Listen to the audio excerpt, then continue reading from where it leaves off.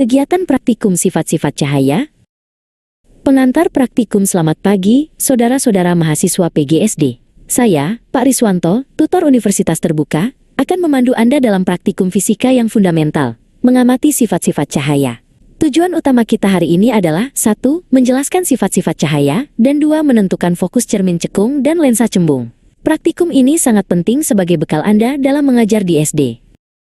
Percobaan I. Pemantulan cahaya pada cermin datar. Mari kita mulai dengan percobaan I. Pemantulan cahaya. Aksa, tolong siapkan alat dan bahan. Cermin datar, lampu senter, celah cahaya, dan busur derajat. Susunlah lampu senter dan celah cahaya di depan cermin datar, seperti yang ditunjukkan pada gambar 7.1. Pastikan berkas cahaya tunggal terbentuk. Sekarang, nyalakan senter. Amati jalannya berkas cahaya sebelum dan sesudah mengenai cermin datar. Amara, catatlah pengamatan Anda, khususnya bagaimana berkas sinar datang dan sinar pantul berhubungan.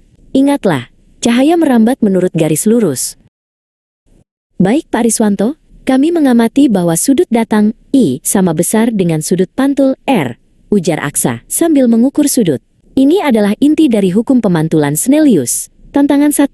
Untuk mendalami sifat bayangan, mari letakkan lilin menyala di depan cermin datar. Amati bayangan lilin yang terbentuk di cermin. Geser-geser lilin tersebut. Apa sifat-sifat bayangan yang Anda catat? Penemuan. Bayangan bersifat tegak, sama besar, dan maya, tidak dapat ditangkap layar. Ini adalah ciri khas cermin datar. Percobaan 2. Pemantulan pada cermin cekung. Lanjut ke percobaan cermin cekung. Susun lilin, cermin cekung, dan layar. Aturlah jarak benda dan letak layar agar terbentuk bayangan yang jelas dan tajam pada layar, seperti yang ditunjukkan pada gambar 7.3. Perhatikan. Penemuan fokus cermin cekung. Sekarang, geser lilin menjauhi cermin cekung secara perlahan. Pada jarak tertentu, bayangan akan menghilang, tidak tampak. Catatlah jarak benda dari cermin pada saat itu, dikan S. Jarak ini, aksa adalah jarak fokus F cermin tersebut, karena bayangan jatuh di tak terhingga. S sama dengan infinity. Percobaan 3. Pembiasan cahaya melalui balok kaca. Mari beralih ke pembiasan. Kita akan menggunakan balok kaca. Susun lampu senter, celah, dan balok kaca di atas kertas putih. Amara, nyalakan senter dan amati berkas sinar. Gambarkan jalannya berkas sinar yang masuk ke balok kaca dan yang keluar.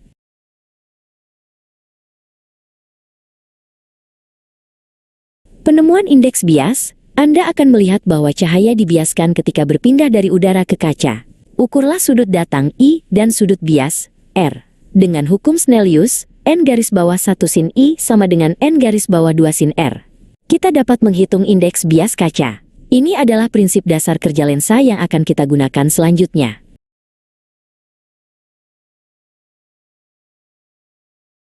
Kesimpulan akhir kita telah berhasil mengamati pemantulan pada 3 jenis cermin dan memahami pembiasan melalui balok kaca.